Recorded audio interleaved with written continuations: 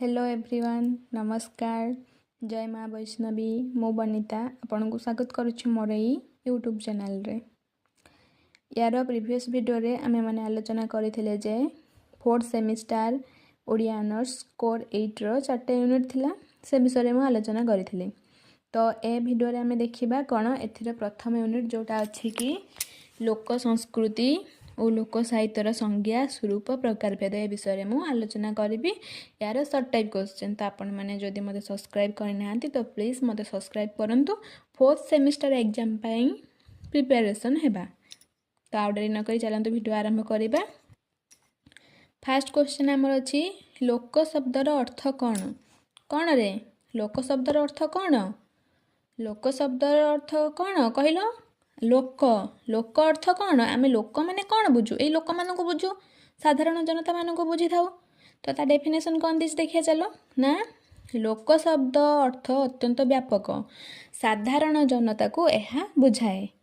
आदिवासी संप्रदाय रे कंध कोल्ह गंड परजा गदवा भूया प्रभृति आदिवासी मानक ठारू आरंभ करी पल्ली और नगर रो अशिक्षित अर्धशिक्षित हैला अशिक्षित अर्धशिक्षित जनता को लोक बोली कहा जाय थाए।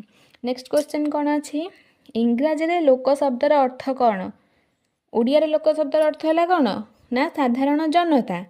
इंग्रजी रे लोक शब्दर अर्थ कौन फोकल फोकल हैला बा कौन फोकल इंग्रजी रे लोक शब्दर अर्थ हैला फोकल।